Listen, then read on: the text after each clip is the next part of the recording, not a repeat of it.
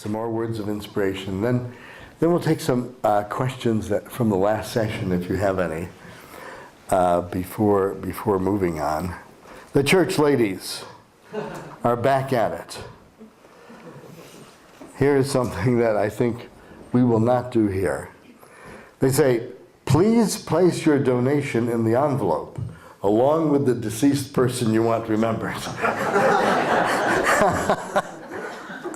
Stop. No, the church will host an evening of fine dining, super entertainment, and gracious hostility.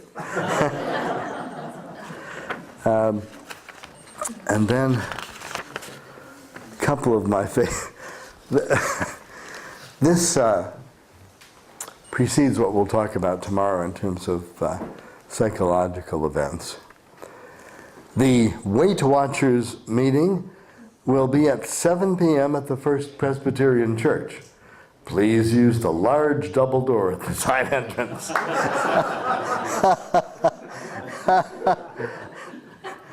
And here's another classic.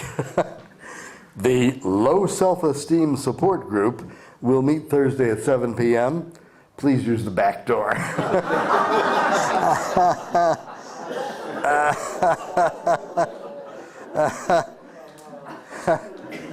And Lee, you'll like this one.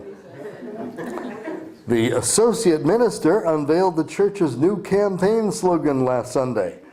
I upped my pledge, up yours. I love it. These ladies, they definitely get it done, these ladies. Okay. We cut off a little bit quickly in the last discussion. I wondered if there were any questions. Yes. Wilma. Holland decriminalized the use of marijuana because some time ago, some years ago. Yes. I do not know any of the repercussions. Are you familiar with any research that has been done there, or has there been any done there as to the... Wilma was talking about the fact that the Netherlands legalized basically cannabis products in special cafes, particularly where you could have coffee and marijuana. And for a couple of years, nothing happened one way or the other. Then what happened is there was a huge tourist invasion of people from other countries that was problematic. And it got so problematic that, in fact, recently there has been a ban on foreigners going to these places. There have now been limits on what can be sold, and many of the shops have had to close. So it's considered an interesting experiment, but it really didn't work. And it certainly didn't, in the beginning it didn't increase drug use, and now it has. So they're currently backing off. Okay, Portugal has had a slightly similar approach where they decriminalized it, and everybody would have to get counseling if they were caught, and that's been a relative success. A relative success, but not perfect. Good question. Yes, sir. 2 or 3 decades ago, America introduced the war on drugs. And I understand that now, correct me if I'm wrong, that America now has the largest incarceration rate in the world. And a lot of that is young black people on marijuana charges. U.S. leads the world in the number of people incarcerated. But there's been a recognition that the sentencing guidelines were really distorted, and a lot of our ethnic and economic minorities who could not afford good lawyers were the ones who were getting incarcerated. So that's being, believe it or not, and we do not have the most progressive parliament, Congress, government in the world. There's a bill to now make the penalties for crack cocaine equivalent to those for ordinary cocaine. And some folks will be released because they spent a lot of time in jail on that. So right now we don't really have in the States a good public health policy. Although for most people who get caught with small amounts of drugs, they go to probation. The police don't like to do that. They don't think it's the best use of their time. And the courts get clogged up. So one of the things we've had is called drug courts, where somebody whose offense is involved with drugs, including thefts and robberies by addicts, gets a chance for a year or two of rehabilitation under the judge's direct authority and get the kinds of services they need. And if they're successful, their record gets expunged. So it's getting a little bit more humanistic. Yes, Chris? Australia has a devastating history. I worked along the jail system here and in drug and alcohol, and most 70% of recidivism in jail, most of it is drug related, most of the crime is drug related. And there's a very strong movement here in drug and alcohol people to have a lot of things legalised, at least to decriminalise the huge sort of social cost. People go in there and come out better crims, and they've still got their addictions, and there's no programs in jails. There used to be, but the government cuts them because they don't work or something. Yes. So yeah, it's kind of in a bit of a sorry state. Alan, Yes. what's these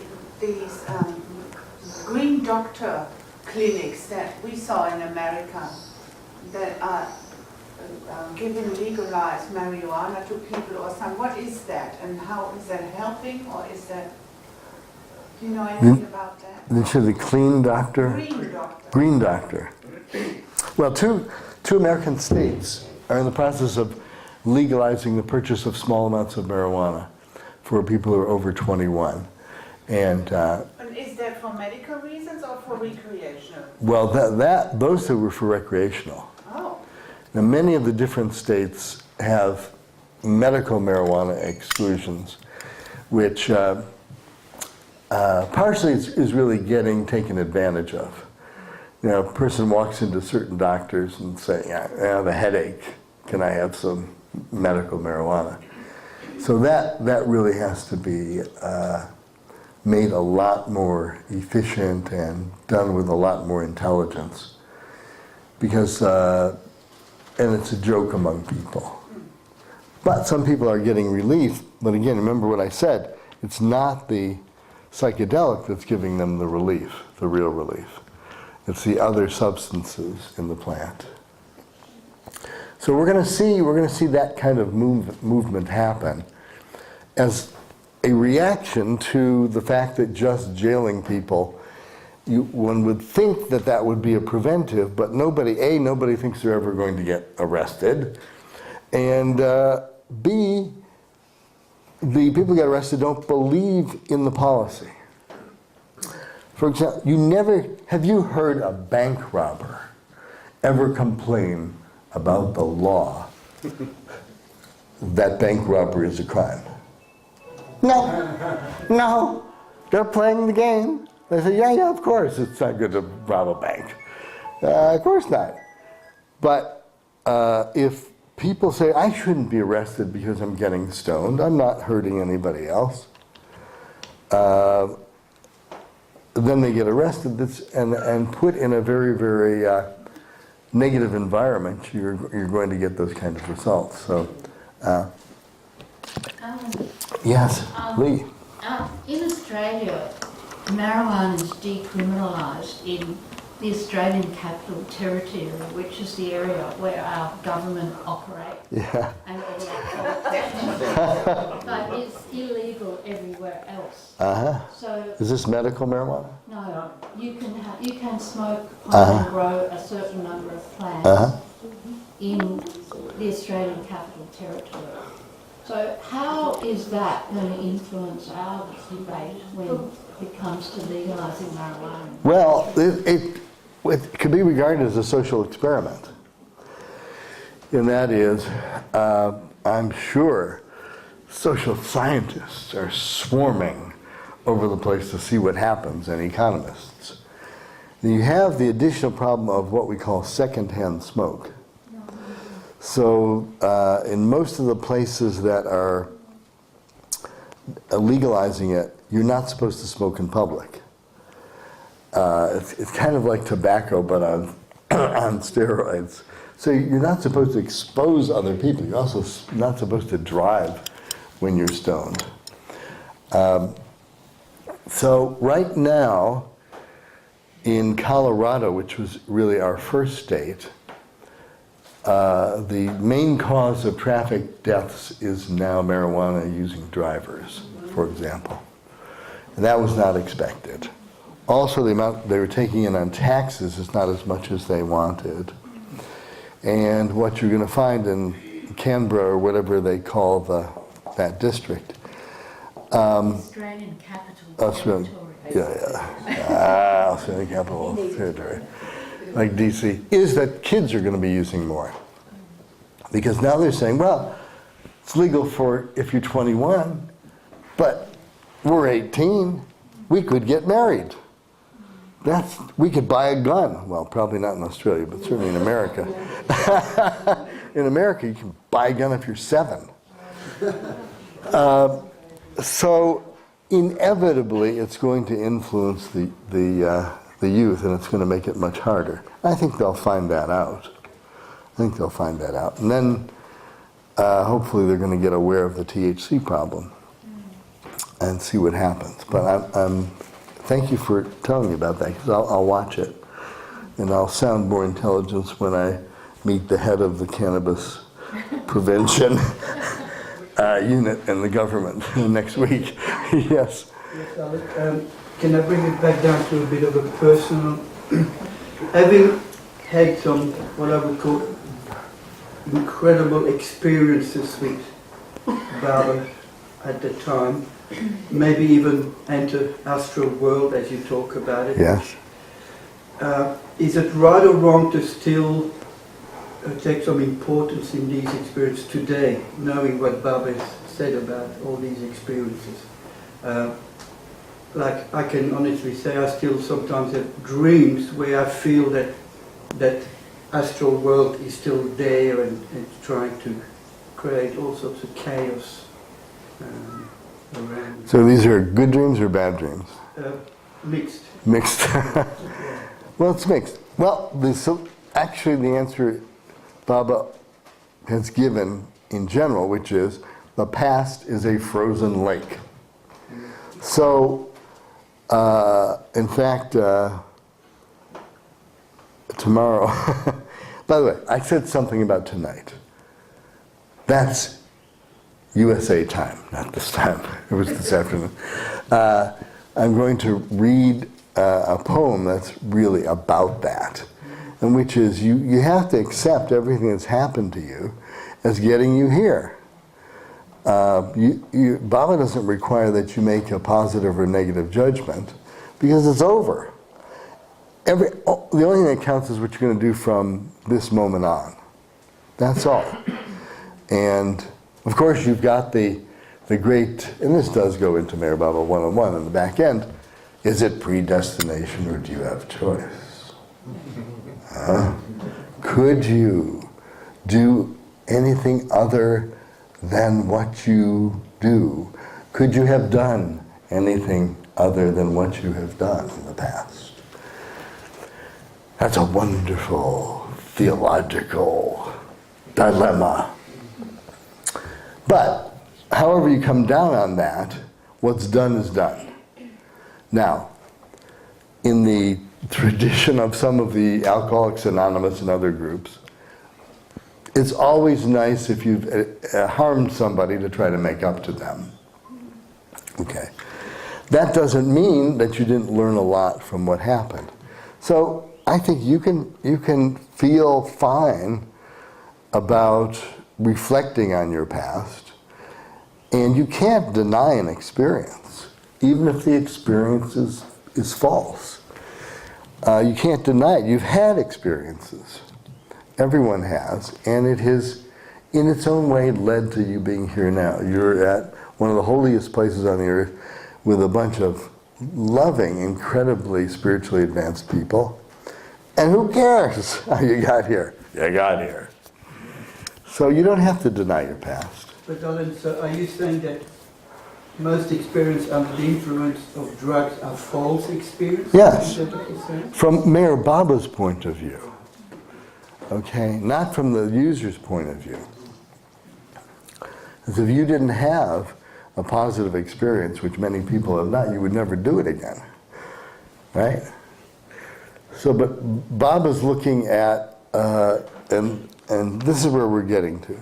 We're getting, Pradeep, we finally come to illusion. I know you've been waiting for illusion.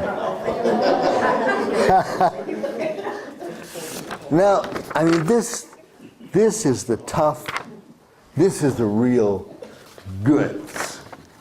And the hardest possible thing to get your mind around. But we accept it as people who follow Baba, but we don't quite get it. And I'm going to argue that I know I don't get it, or else I wouldn't be here talking like this. But I'm safe reading what Baba said about the dream of creation. Now, it is a little hard to give God Speaks in a minute, but I will do that. But It was plus the discourses. oh, plus the discourses. Who was editing that? David, did you put that?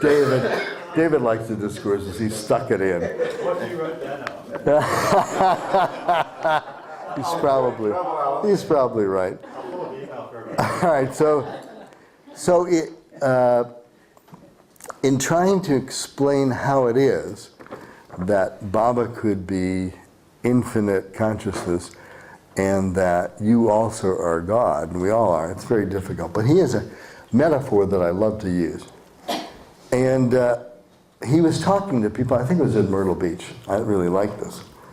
He says, all this is a delusion. Whatever you see, what you hear, and what you think is all illusion. Whatever you see externally, that too is imagination. But its grip is so tight that you cannot free yourselves. You are the possessors of infinite knowledge, infinite power, and infinite bliss, but you are so helpless due to the grip of illusion that reality has slipped out of your hands. For instance, you are all sitting here. But in actuality, you are not sitting here, nor will you get up and go anywhere. Because of this illusion, you feel as if you do. You have to free yourselves from this illusory grip, which in fact does not exist. It is actually as if you are dreaming. Now, in the dream, you play, you eat, and you do many things. But in truth, you do not do a thing. While you are dreaming, suppose I appear in your dream and tell you that you are dreaming. Still, you will go on dreaming, and my telling will not help awaken you in the least. However much you are told that you are dreaming, that will not put an end to your dream.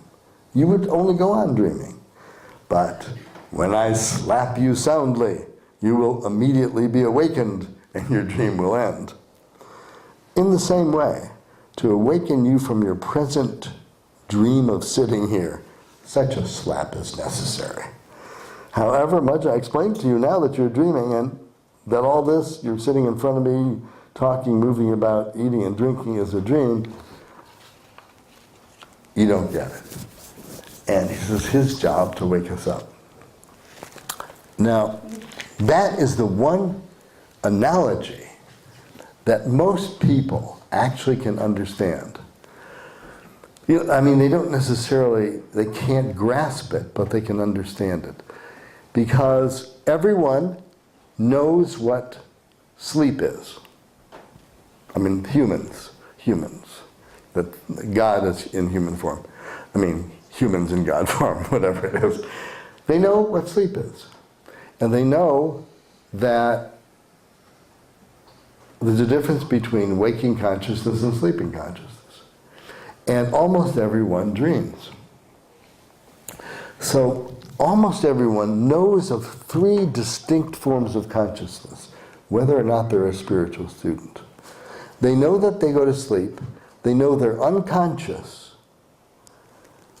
But when they wake up, they will be conscious again. They know that they dream, and that most of the time they dream, it is a dream. It isn't real, but it feels like it's real. In fact, there are many characters in your dream. Sometimes you are a character in your dream, and you're quite sure that you're feeling this way or that way. Something's happening to you this way or that way. Other people are treating you this way or that way. You are in this or that place. And that if a character in the dream came and said, you know, you're dreaming. You're dreaming. You're really dreaming. And the dream character says, what are you talking about? I'm in Hawaii. Look, I can knock on this tree. It's real. All this is real. The person says, which the person is really you being co-conscious, no, it's illusion. It's not real. And you don't believe it until you wake up and say, son of a gun, it was a dream. Right? So then there's really the 4th stage, which is our inability to understand that this is an advanced dream. It's very well scripted. Very well scripted. This is a movie. This is a movie. And we're all characters in the movie. But we're not really who we think we are. This is hard. Sanskars are sanskaras, karma is karma. Consciousness get locked. We believe we're the body. Can't shake that damn thing. We believe that our emotions are really our emotions, right? And our thoughts are our mind.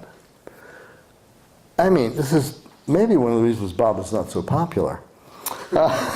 He's saying, no, not there. Experience you had was valid as an experience, but it was an experience as a dream character. Cognitively, we might understand that all is one, and that God is in everyone and everything, and that Meher Baba is one of the voices of pure awakeness.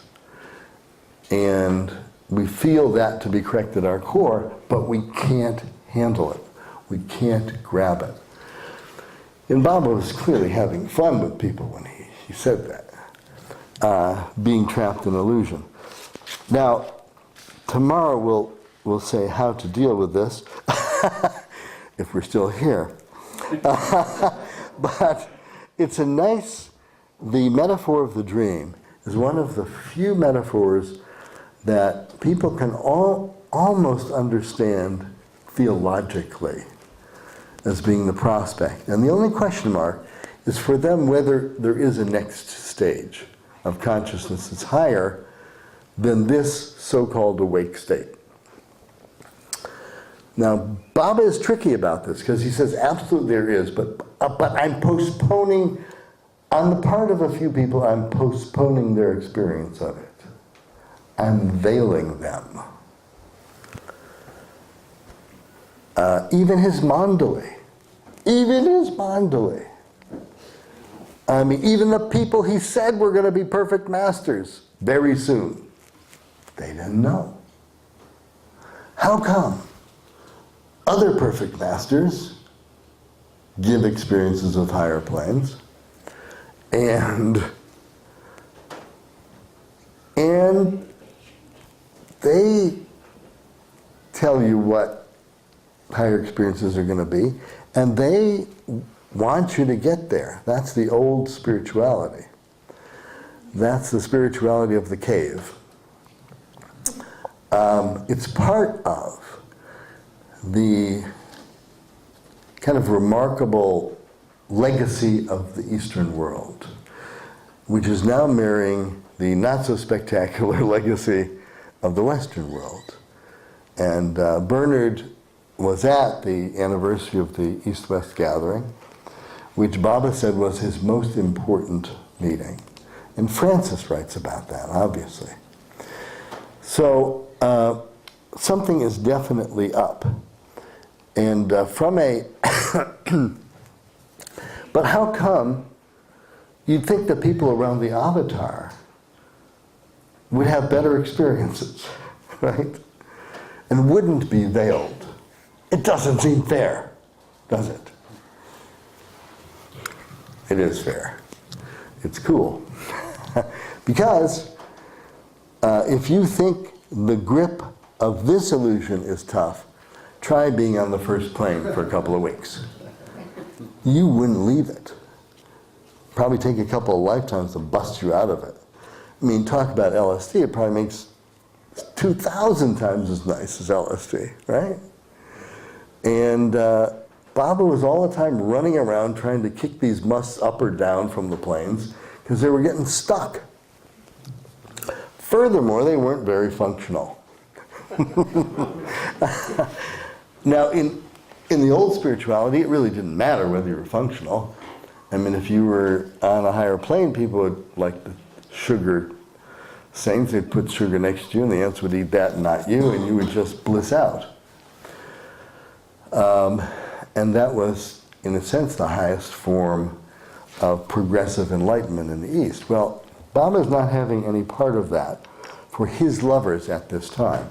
That is not to say that he's still not engineering the musts and the people in the spiritual hierarchy. But that's the stunning thing, that for his followers, he's keeping them on ground zero in terms of awareness. Not in terms of spirituality, but in terms of awareness of higher consciousness.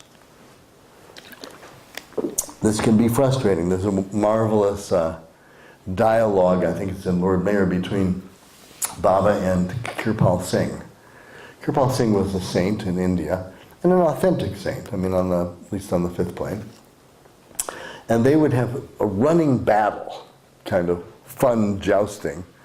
Kirpal Singh kept saying, Baba, he'd say to Eric, why doesn't he give his people experiences? You know, keep them motivated.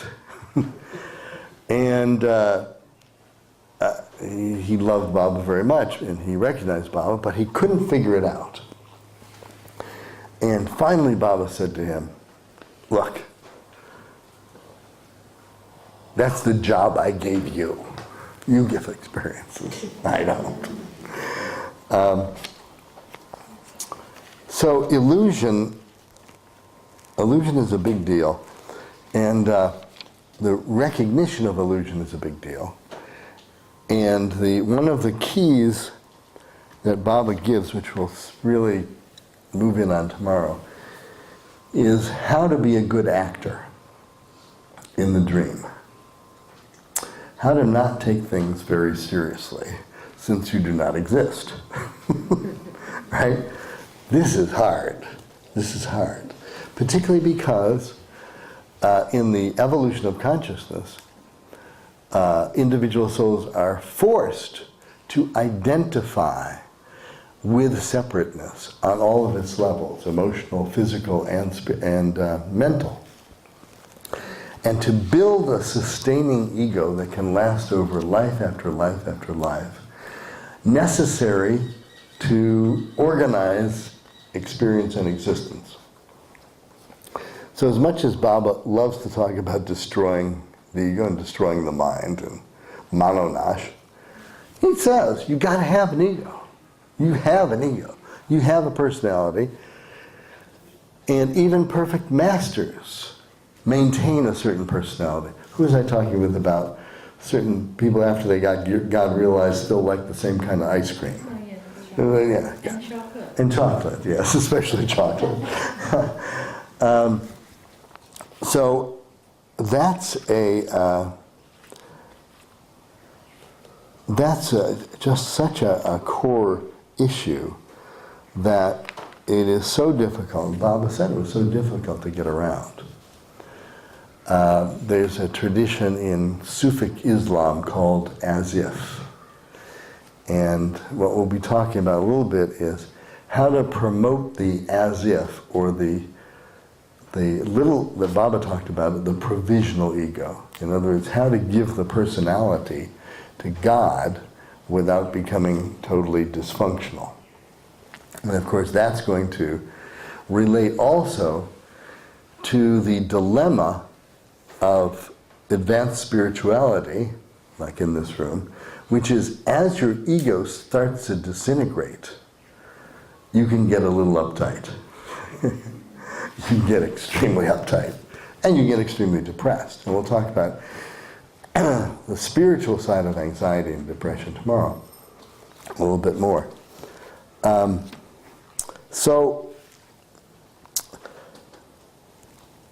It's very difficult because when we're talking to people for whom this is all new, this path is not a faith path. It's certainly the path of love and unity, but it's not a path of faith. Now, Adi Keirani loved the term conviction. And he's a conviction guy. And he said, that's the gift that Baba gave us, conviction. Which is a little different than faith. Faith is kind of, I really hope this is true. You know, convictions. Yes, definitely believe Baba's the avatar. And that's part of what can be given by the actor. The actor says, I believe this is a movie. And I was hired, and I'm a union person, and I am doing my due and to get paid, and I'm an actor, and you got to do what the director says. You know, hey. But I know that after the movie's over, I'm moving on. Okay? So the 1 minute God Speaks only needs two assumptions. And I'm saying 1 minute God Speaks in terms of how we might talk to folks who are just kind of getting interested in Baba. Assumption 1, infinite existence is possible. All right? Now, we got to go that far. The argument, the whole thing won't go anyplace unless infinite existence is possible. But there ain't nobody who can prove that it isn't. I can say that. Now, if infinite existence is possible, right, then it must include everything, including infinite consciousness. That's just by definition. And infinite consciousness has to include illusion or the dream state, or else it wouldn't be very infinite, right? So, it follows that real separation is false, is illusion. So Baba comes in now and says, I say with divine authority, you are God. That's right. You are God. You're really infinite power, knowledge, and bliss. What, you don't feel it? Hey, just wait. You're the dreamer. So, Meher Baba is suggesting that for those who are caught in illusion, it helps to have a friend who is not dreaming. That friend being the master, in this case Meher Baba. And it follows from there that it's good to accept his help. If you want to wake up, it's not a bad move, right? Then it follows that it's reasonable to remember him. And we know that he's happy to help out. And ultimately, this is where God Speaks morphs into the discourses. The last chapter of God Speaks, I think it's the last paragraph, or the first paragraph. Baba says, I wrote this just to keep your minds busy. It's good for you to read. Really good. But it can't be an intellectual understanding. It's got to be a real understanding. So, how do you get to that? Well, basically the core principle, I think when it really comes down to it, everything else is he's saying, be as kind and loving as much as you can to all the people you can, all the other characters in the play. Because on some level you know that they're part of you. And the controversial part of that prescription is that it's good to act lovingly even if you don't feel it. Now, this makes some psychologists very angry. What? You're not being honest. You're not being honest about your feelings, right? Well, Baba says, I don't think he uses these words, but basically, fake it. Fake it. Pretend that you really are that way and that you act that way. And you take the script. And you as an actor might be in a play. And you might have terrible intestinal flu. But you still got to play the part. Right?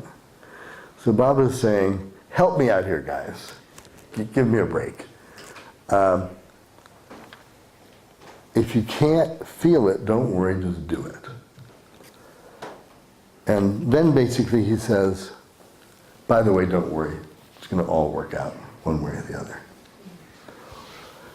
It's a relatively simple thing, but it takes a little bit on our part. There was a story of a reasonably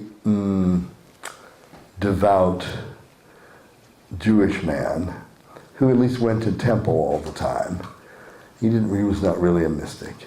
And things started to go bad with him. His name was Jacob. And Jacob, his business was starting to fail. And so he prayed to God. He said, God, look, why, I'll tell you what, I will agree to keep up my devotion. Can't I just win the lottery? Do you have a lottery in Australia? Okay. Several, okay. Okay, so he says, I win any one of the major lotteries. Well, nothing happens. And now his business has gone to the bottom. And now his wife is angry at him and is threatening to leave because of their economic circumstances. So he goes to the temple and with great emotion praising him. God, I've been devout all my life. Can't you just let me win the lottery? That's all I ask. And nothing. Now his wife leaves him. He's destitute. He's miserable. He's just at the bottom of his life. And he goes back to the temple, and now the emotion of the prayer, the sincerity of the prayer, very, very powerful. And he asks God again, now, just let me win the lottery. And suddenly, the heavens open up. There's lightning. And he can see kind of a misty face of God. And Jacob says, God, you're answering. Why haven't you helped me? God answers, Jacob, you got to do your part. You've got to buy a lottery ticket.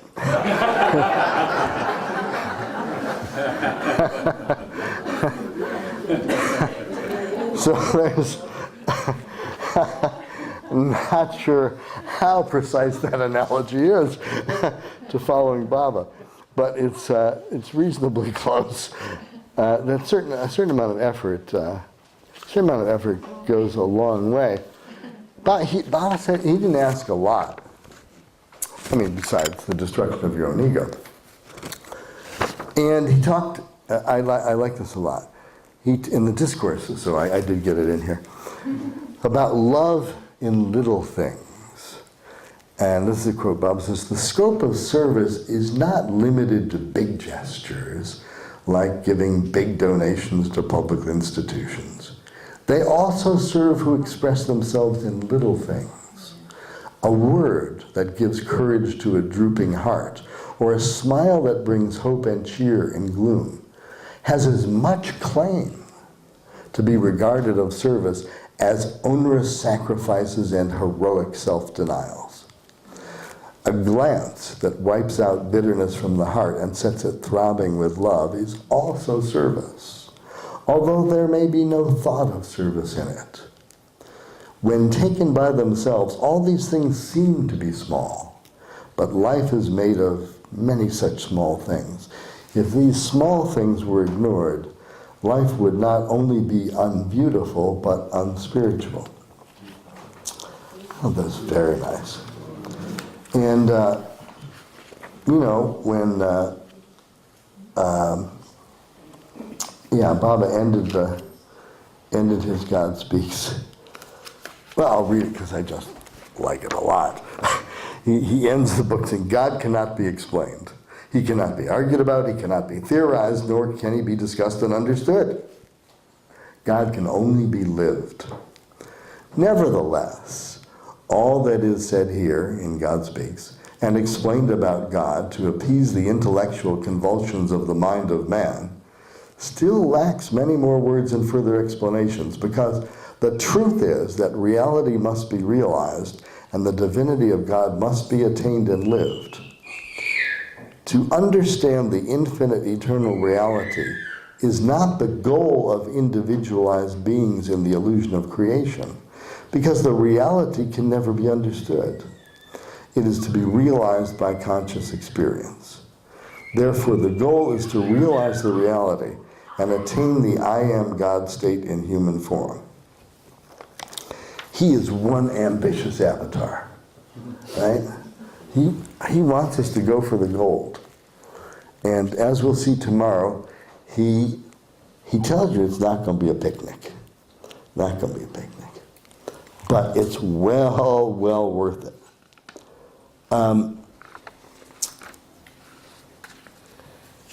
Thus, if you strip away all the intellectual machinations of Babadom, there are lots. My God, has he manifested? Has he broken his silence?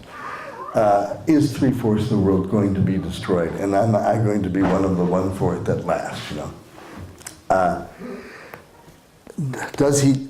I'm going to quote him about saying you should do this, but somebody else finds a quote saying you should do that.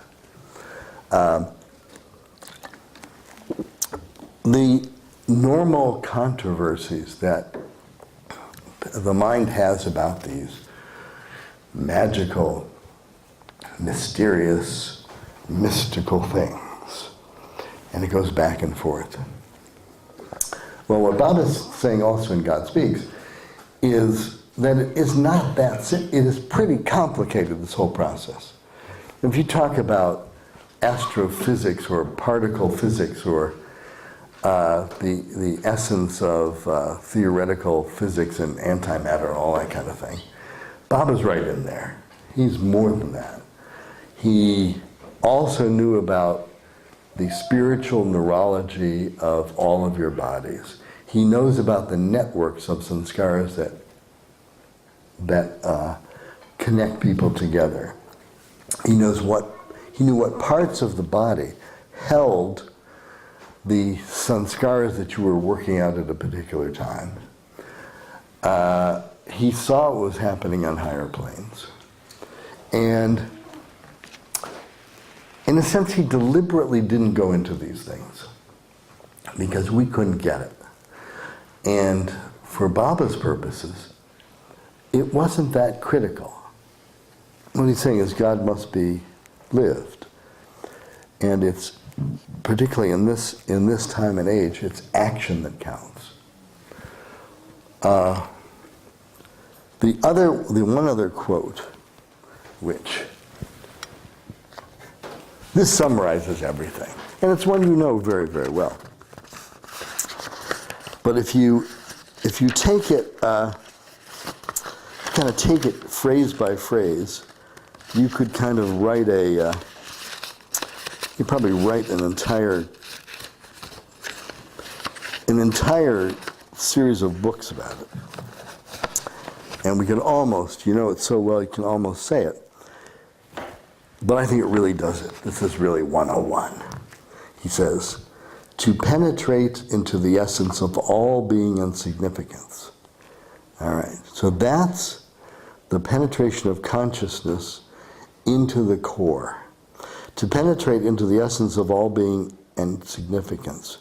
And to release the fragrance of that inner attainment so that the connection of consciousness with reality, with God, with Baba as love, to release that fragrance of inner attainment for the guidance and benefit of others by expressing in the world of forms truth, love, purity, and beauty. This is the sole game which has any intrinsic and absolute worth. All other happenings, incidents, and attainments in themselves can have no lasting importance. So, I mean, that's really, you could just leave it right there. There it is. There it is. Not complicated.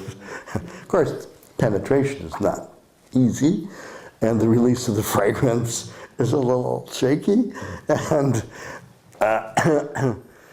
using it for the guidance and benefit of others, which happens automatically. And I think that's another important thing that Baba wanted people to understand.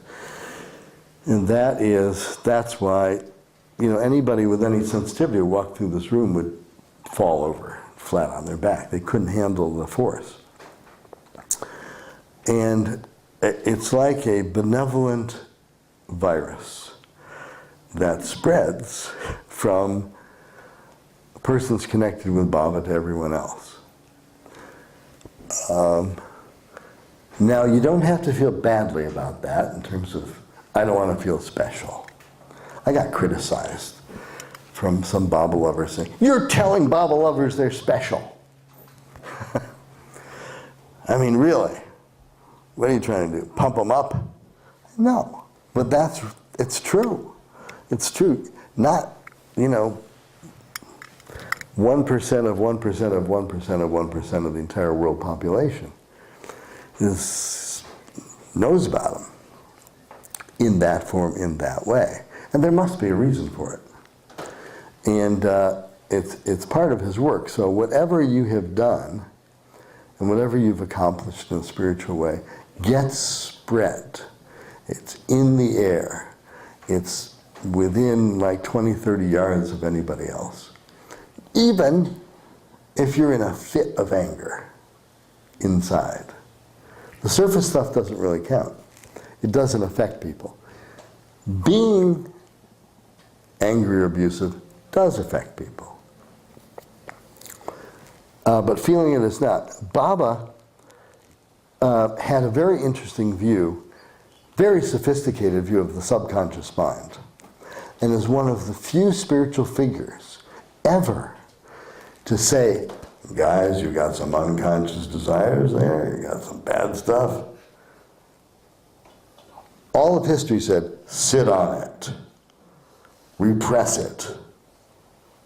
Meher Baba said, hey, let it bubble up, but don't act on it. Don't act on it. Very sophisticated psychological prescription. Very unusual. And again, tomorrow we'll talk a little bit more about the more complicated theory of sanskaras, which explains the nature of internal experience on the path and explains the importance of the subconscious becoming conscious, and also explains why it's important to act as well as you can at any point you can. And for this group, it's easy. I'm not saying this to this group, which is probably one of the most sophisticated and mature spiritual groups in the world. But you can kind of use this model when you're talking to other people, okay? And this kind of understanding, Baba is going to make a little bit more universal. Not necessarily just for his lovers, but for the millions of people who are spiritually hungry now and really don't have a way of dealing with it. They can't see a lot of things that are happening in the world as being very beneficial. Whereas from the point of view of the people who had to experience the last 1,000 years or so of the Kali Yuga, man, this is the honeymoon. This is the honeymoon of the world. Things are really so much better. You would not know that by looking at the news. But if you look at the fact that extreme poverty is down by 30% around the world, that the number of people killed in all of the brush fire wars is much less than almost any time since World War II. And you look at the progress in at least the knowledge about healthcare, if not the application of healthcare. If you look at the way that spiritual language and principles has invaded Western culture, the fact that there was a TV show with the word karma in it, that you can say guru and everybody knows what you mean, that there was a movie called Avatar, and that the techies have invented avatars that you can have by yourself.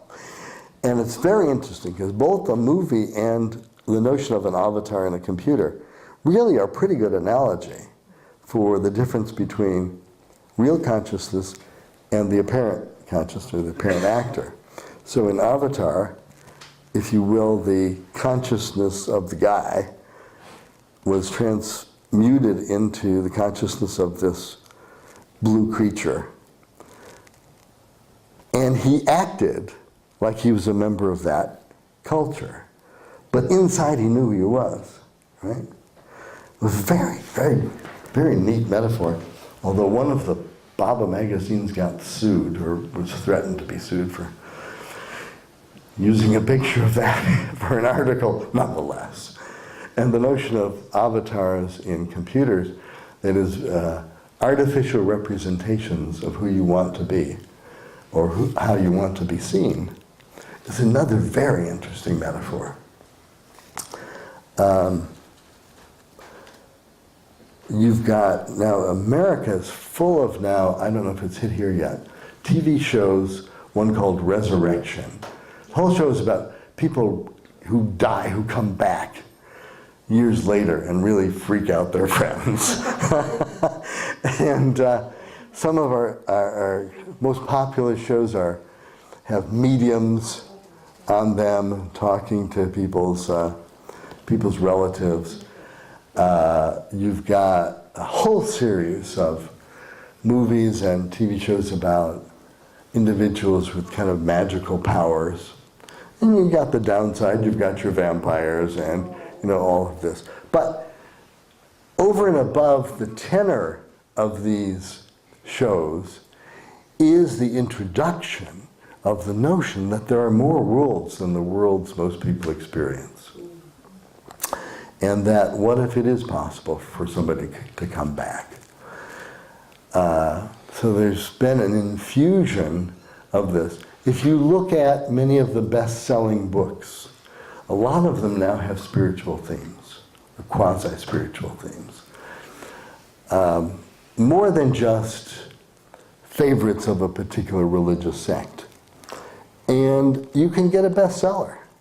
I've always said, write a book about God and include dogs and you've got a bestseller right there. And now the physicists are getting very mystical. And they are right up on the edge. They can't explain where the universes end, although they say they end. But you ask them what's beyond the end of what they thought the end was. And basically, if they're honest, we have no idea. No idea.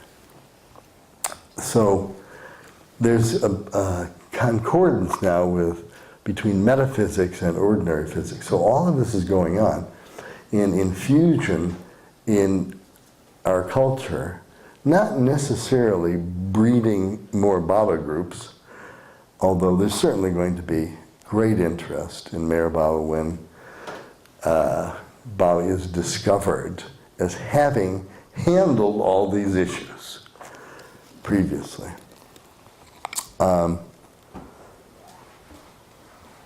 So it's really quite remarkable what's going on. But this happens as a result of his divine energy being transferred to the ordinary world. And he's got to obey his own laws. He's very firm about that. He's very firm about miracles being low on his priority list. And that he set up the laws of nature and the laws of karma and the laws of involution very elegantly. He doesn't really need to interfere with them very much. Which, of course, doesn't get him the accolades. And if he pulled off a couple of physical miracles, but hey, but that's the reality. So, if you look at what he says, for example, about Baba groups, he's talking not only about the ashramic experience of interacting with many personalities who might conflict with your own, but he's also talking about the concentration of force for his work. And if you look at the history, he doesn't care much what Baba groups do. I mean, Avatar's Abode cares. A special place. But in general, you can say what they should do. As long as they got together, if they wanted to get together, and focus on him in some way. Again, it's easy to think of this as a badge of honor versus doing Meher Baba's work. And that's one of the concepts that are going to be needed to strip away. You know, I've done all this on behalf of Baba, aren't I nice? He's going to be good to me. That's the old model. The new model is, isn't it a joy to help him in his work? Because he's going to use the channels there are. As you know, Teresa said, as everybody said, he can only use his own. Yes, he can use the profound divine energy to nurture the earth and all humanity, but to actually get those currents moving, he's going to need people. That's how it happens. Of course, he doesn't see them as people. And if you're subtle conscious, you wouldn't see it as people. You'd see these little balls of energy going boop, boop, boop, boop, boop, boop. And that the energy would be taken from above and then returned to the earth. Tomorrow we'll talk a little bit about the change from ascendant to descendant spirituality, which has to do with what you do after you penetrate into the essence of all being and significance, and how the earth itself has to be divinized, and how that's part of what Baba is up to. So anyway, I think he has a decent plan here, and he's chosen us as actors in the dream to do the play. Insofar, and not to shirk responsibility. See, he's asking really a lot. The ordinary yogis of the East only had to concentrate on discipline on their practices, and they get a small grant to do that. Nice cave, air conditioning. we don't get to do that. But we do get chocolate. And so, did the perfect masters continue smoking after they became godly? Sure, if they like to smoke, they smoke. It's all, to a perfect master, it's all illusion. Should I smoke in the movie? Well, hey, why not? If I've been smoking in the movie, you know. It's just that they know that they're playing a game, that they're interacting with illusion. And that you can't poison a perfect master. I mean, Alpert tried, he didn't do it on purpose, with 1,000 doses of LSD. You know, a high master just takes it, absorbs it, changes the chemistry. It's really not a problem. So, the other thing in this, unless we start our low self-esteem support group here, he also would like you to be good to yourself. I mean, after all, if he's right, you are God, the least you can do is be a little kinder to God, right? You always have to blame yourself for everything. No! Give it a little credit. Even the dream character should get a little credit. You did good work, you know? You're fine. The lower mind really likes to go after you. And it's much more effective at guilt or blame than it is at pride. You're a Bible lover and you got pride as your sin, you ain't gonna last. You're gonna be blown out early in the game. But as self-effacement works into guilt or shame or feelings that one is not living up to expectations, that the lower mind loves that, ego loves that, loves it, because it traps reality in a much smaller, narrower way. And that's why, I mean, not that's why, but when Baba talks about love, it's talking about many levels, one of which is breaking down the barriers, breaking through the sanskaras, and that's how the ego eventually gets dissolved. Can't happen any other way. And that's why you've got the poetry of the East and Rumi and Hafiz and the divine romance. It is not mushy. It is not sugary. It is not, ooh.